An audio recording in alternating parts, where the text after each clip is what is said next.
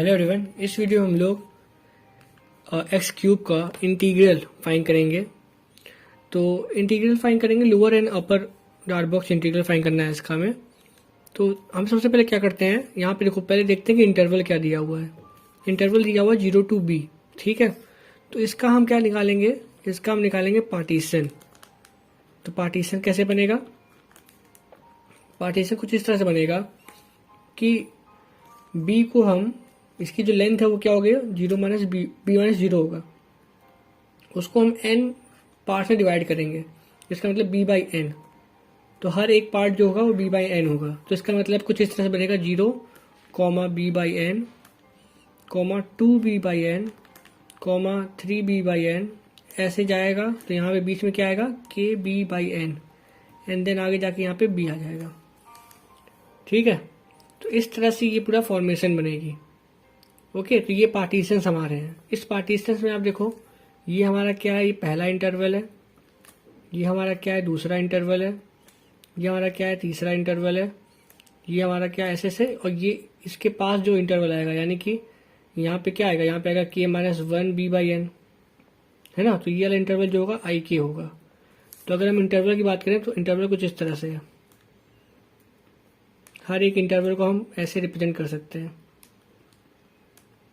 है ना। कोई भी जनरल इंटरवल को ऐसे रिप्रेजेंट कर सकते हैं हम। यहाँ पे अगर हम बात करें तो एक्स क्यूब जो है वो एक इंक्रीजिंग फंक्शन होता है। तो इसका मतलब है कि यहाँ पे जो मैक्सिमम होगा वो क्या होगा, वो होगा के बी बाई एन, और जो मिनिमम होगा वो क्या होगा, के माइनस 1 बाई एन। ओके, यानी कि ये डिजिट, अगर इस इंटरवल की बात की जाए I1 इंटरवल में, तो यहाँ जो छोटा नंबर होगा वो कहाँ पे लाई करेगा, x इक्वल टू 0 वाले पे लाई करेगा, एंड बड़ा जो फंक्शन की वैल्यू होगी वो इधर लाई करेगी, ठीक है।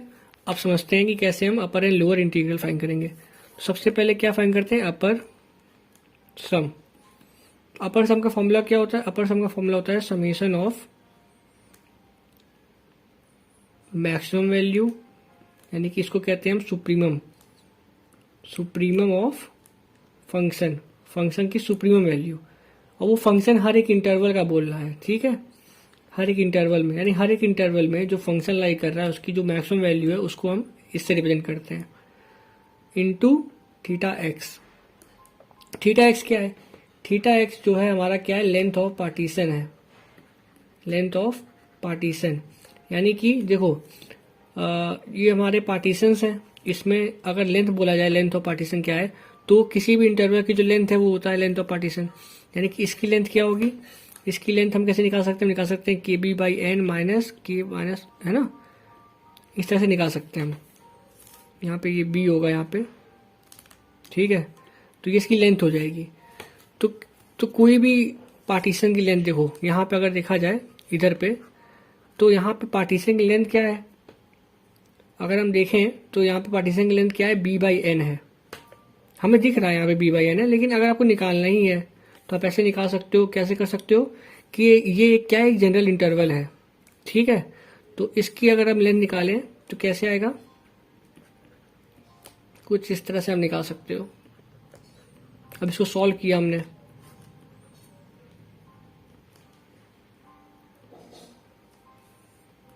यहाँ पे क्या आया, बी बाई एन।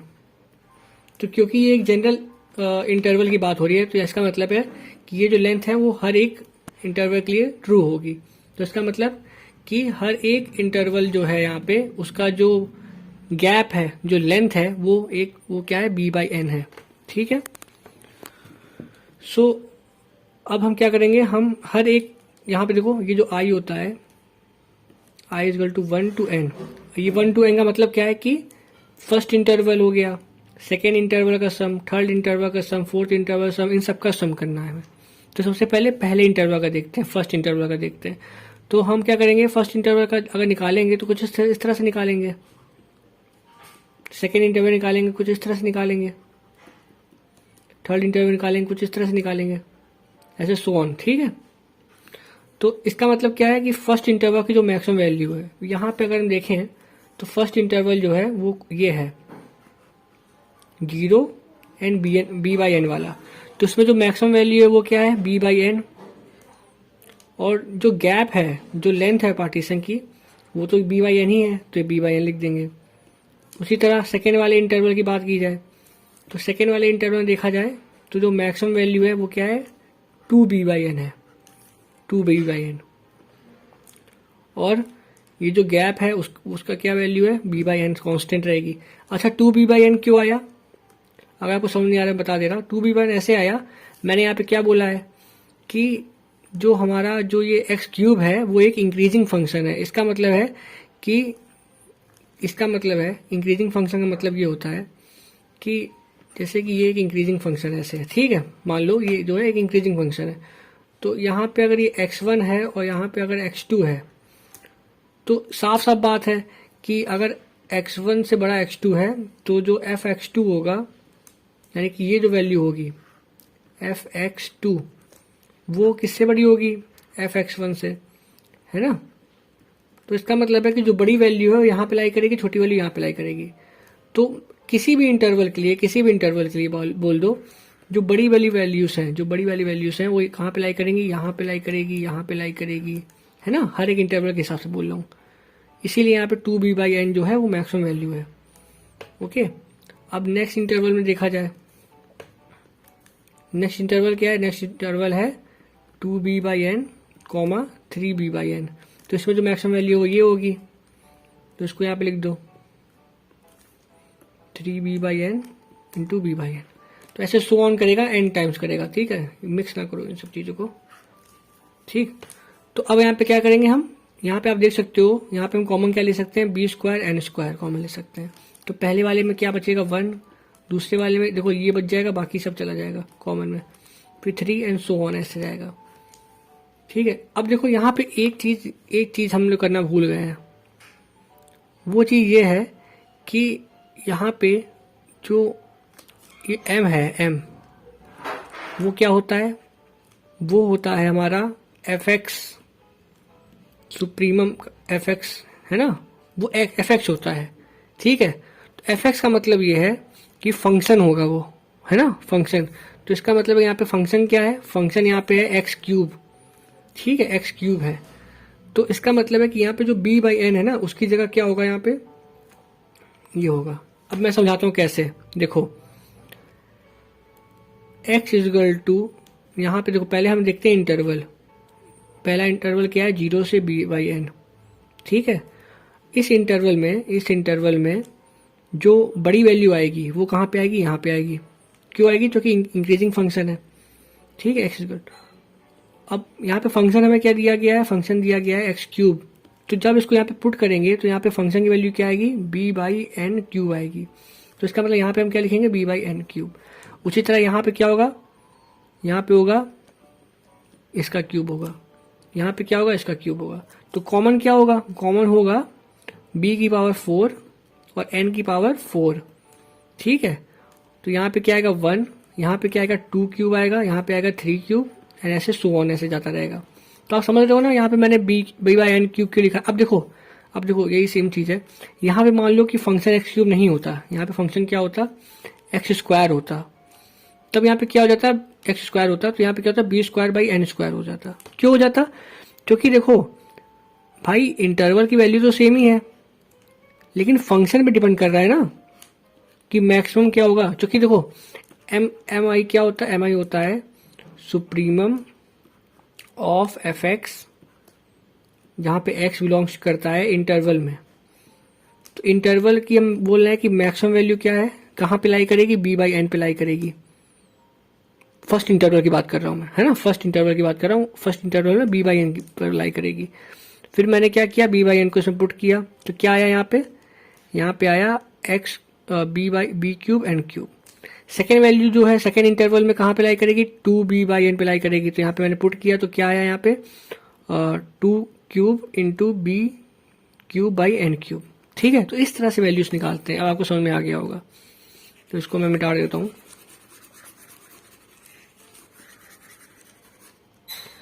तो यहाँ पे अगर हम निकालें तो देखो यहाँ पे b4 n4 कॉमन हो गया।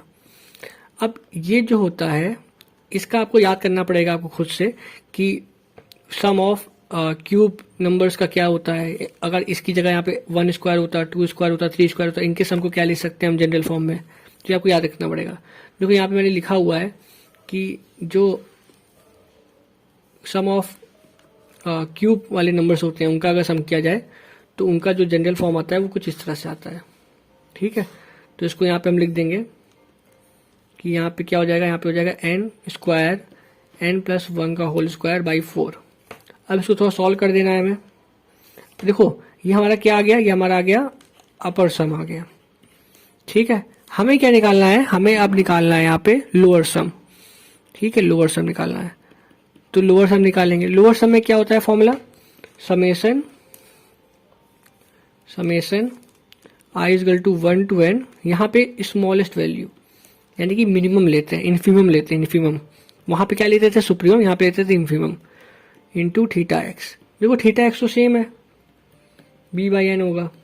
ठीक है, चेंजमेंट कहाँ पे आ रही है, चेंजमेंट आ रही है यहाँ पे। एम आई क्या होता है, एम आई होता है हमारा f x belongs to interval. अब देखो हर एक इंटरवल में जो स्मॉलेस्ट वैल्यू होगी वो कहाँ पे लाई करेगी, यहाँ पे लाई करेगी। यानी कि अगर मैं बात करूँ, मैं यहाँ पे पार्टीशन लिख दे रहा हूँ दोबारा, 0 b by n, 2 b by n, 3 b by n and so on. ठीक है, तो अगर फर्स्ट इंटरवल देखा जाए, फर्स्ट इंटरवल में जो मैक्सिमम वैल्यू पिछली बार लाई की थी वो यहाँ पे लाई की थी, और जो स्मॉलेस्ट वैल्यू लाई करती है वो क्या लाई करती है, एक डिजिट पीछे, यानी कि इसमें है ना, फर्स्ट डिजिट पे I1 इंटरवल में। तो इसका मतलब है कि यहाँ पे जो वैल्यू लाई करेगी वो 0 पे लाई करेगी, और एफ एक्स अगर मैं यहाँ पे 0 पुट करेंगे तो 0 का क्यूब क्या होता है, 0 होता है। इसका मतलब यहाँ पे क्या हो जाएगा, 0 इंटू बी बाई एन। ये क्या है, ये मिनिमम है, ये मिनिमा है, और ये क्या है, ये है theta x. Plus second interval, देखो सेकेंड इंटरवल ये है। ठीक है, ये है ना सेकेंड इंटरवल। तो यहाँ पे देखो, यहाँ पे जो छोटी वैल्यू है वो कहाँ पे लाई करेगी, यहाँ पे लाई करेगी सेकेंड इंटरवल में। बड़ी वैल्यू कहाँ पे लाई कर रही थी पिछली बार, यहाँ पे लाई कर रही थी। छोटी वैल्यू कहाँ पे लाई करेगी, ये यहाँ पे लाई करेगी, है ना। तो ये जो छोटी वैल्यू b बाई एन पे लाई कर रही है, तो हम यहाँ पे अब पुट करेंगे फंक्शन में b बाई एन, तो क्या हो जाएगा, b बाई एन का होल क्यूब, तो क्या हो जाएगा b cube by n cube. यहाँ पे क्या हो जाएगा, b cube by n cube into b by n. ये क्या है, ये मिनिमा है, ये क्या है, इन्फीमम वैल्यू है, और ये क्या है, ये है थीटा एक्स। ये सेकेंड इंटरवल के लिए। फिर थर्ड इंटरवल की क्या कहाँ पे आएगा, यहाँ पे आ जाएगा। तो यानी कि 2b बाई एन का whole cube into b by n. तो ऐसे कंटिन्यू करेगा ना। तो अब देखो यहाँ पे ये तो 0 हो गया, यहाँ पे क्या है, हम यहाँ पे क्या कॉमन ले सकते हैं, इधर पे कॉमन ले सकते हैं b4 बाई n4। कॉमन क्या हो जाएगा, यहाँ पे 1 बचेगा, क्या ये बचेगा, ऐसे फॉर्मेट में आएगा। और यहाँ पे देखो एक चीज़ आपको नोटिस करनी पड़ेगी, यहाँ मिस्टेक हो सकती है। मिस्टेक ये हो सकती है कि यहाँ पे फर्स्ट डिजिट जो है वो 0 हो गई है, यानी कि ये काउंट नहीं हो रही है। तो बचे हुए नंबर्स कितने नंबर्स होंगे, n-1, क्योंकि पहले n नंबर्स थे ना। हमने क्या किया था, हमने पार्टीशंस को जब डिवाइड किया था यहाँ पे, तो हमने n टुकड़ों में डिवाइड किया था, तभी तो b बाई एन हो रहा था। तो चूंकि यहाँ पे n डिजिट्स हैं और एक डिजिट जो है 0 हो गई है, तो बची हुई डिजिट कितनी हुई, n-1। तो यानी कि ये जो सम आएगा ना, ये कहाँ तक जाएगा, n-1 के होल क्यूब तक जाएगा। तो फॉर्मूला जो लिखोगे आप यहाँ पे, तो थोड़ा चेंजमेंट आएगा। वो क्या आएगा कि यहाँ पे चेंजमेंट ये आएगा कि यहाँ पे होगा n-1 का होल स्क्वायर, n-1 प्लस 1 का होल स्क्वायर अपॉन 4। फॉर्मूला क्या था, याद करो। फॉर्मूला जो था वो ये था। अब इसकी जगह यहाँ पे n की जगह क्या आ जाएगा, लिख के n की जगह आ जाएगा n-1, तो वो ये हो गया। अब इसको थोड़ा और सिंप्लीफाई कर दें हम लोग, तो क्या हो जाएगा, यहाँ पे आप लिख सकते हैं ये n²। ठीक है, अब देखो, अब हम क्या करेंगे, ये लोअर सम है, अपर सम है। ठीक है, अब लोअर सम आ गया, अपर सम आ गया। अब हम क्या फाइंड करेंगे, lower integral and upper integral find करेंगे। ठीक है, तो उसके लिए पहले इसको, अब यहाँ पे देखो, यहाँ पे क्या है, ये हमारा है अपर सम एंड ये हमारा है लोअर सम। हमें क्या फाइंड करना है, यहाँ पे हमें फाइंड करना है यूएफ, यानी कि अपर इंटीग्रल। अब अपर इंटीग्रल क्या होता है? अपर इंटीग्रल होता है infimum of set of U F P, है ना। यहाँ पे जो पी है is a partition on 0 to b पे पार्टीशन जो हुआ है वो है। अब देखो सिंपली मैं आपको एक चीज सिंपल यहाँ पे बता दे रहा हूँ कि फाइंड कैसे करते हैं। फाइंड जो करते हैं लिमिट फाइंड करनी होती है सिंपली हमें, ठीक है। Limit n tend to infinity find करना होता है। लेकिन क्यों फाइंड करना होता है? इसलिए क्योंकि हमारा जो यू एफ पी होता है वो हमारा डिक्रीज करता है, ठीक है, डिक्रीज करता है और उसका एक लोअर बाउंड एग्जिस्ट करता है।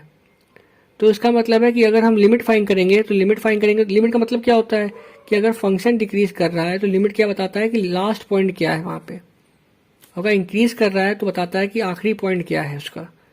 तो चूंकि फंक्शन डिक्रीज कर रहा है उसकी लिमिट फाइंड करोगे तो हमें क्या मिल जाएगा? यूएफ मिल जाएगा, ठीक है। और उसी तरह लोअर सम जो होता है इंक्रीज करता है तो उसकी जब लिमिट फाइंड करोगे तो हमारा एलएफ मिल जाएगा, यानी कि लोअर इंटीग्रल अपर इंटीग्रल। तो अपर इंटीग्रल कैसे आता है? हमें लिमिट फाइंड करनी है n टेंड्स टू इन्फिनिटी, किसकी? इसकी फाइंड करनी है।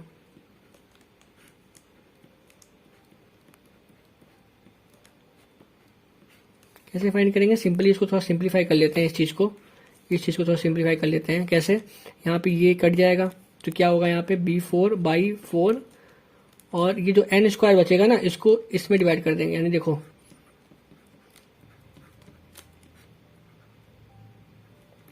समझे क्या किया मैंने? यहाँ पे n स्क्वायर को इससे काट दिया तो बचा क्या? यहाँ पे n स्क्वायर बचा और n स्क्वायर को इससे डिवाइड कर दिया, है ना। अब देखो इसको थोड़ा ओपन करो, यहाँ पे क्या लिख सकते हैं? n square plus 1 plus 2n upon n square. और इसको थोड़ा और सिंप्लीफाई करोगे तो ये क्या हो जाएगा? 1 प्लस 1 कैसे? ये डिवाइड कर दिया 1 upon n square plus 2/n, ठीक है। और ये मल्टीप्लाई में क्या होगा? मल्टीप्लाई में होगा b4/4। अब देखो जब इसकी लिमिट फाइंड करोगे, limit n tends to infinity find करोगे तो क्या होगा यहाँ पे?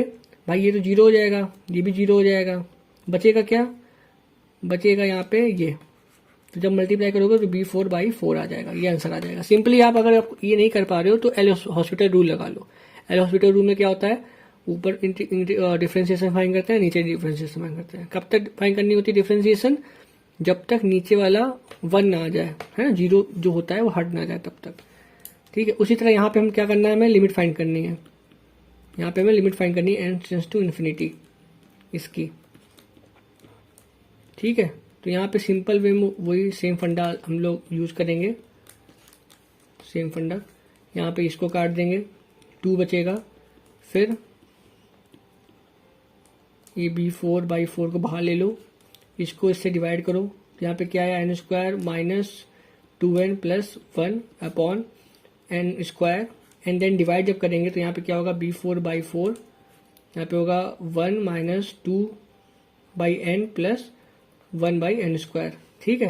तो ये दोनों 0 हो जाएगा, ये भी 0 हो जाएगा, बचेगा क्या यहाँ पे? b4/4 बचेगा। जब आप लिमिट फाइंड करोगे ना यहाँ पे तब ये b4/4 बचेगा। अब देखो lower integral and upper integral जब इक्वल होता है तब फंक्शन इंटीग्रेबल होता है। और यहाँ पे हम देख सकते हैं कि हमारा जो लोअर इंटीग्रल है, लोअर इंटीग्रल वो क्या आ रहा है? b4/4 आ रहा है और अपर इंटीग्रल भी वही आ रहा है हमारा। तो इसका मतलब हम ये भी बोल सकते हैं कि फंक्शन इंटीग्रेबल है। अच्छा अगर आपसे पूछा जाए ये फंक्शन इंटीग्रेबल है या नहीं है तो आप कह सकते हो हाँ इंटीग्रेबल है ये, ठीक है। तो दिस इज हाउ हम कैसे फाइंड करते हैं, आप समझ गए ना पूरा। So thank you for watching this video.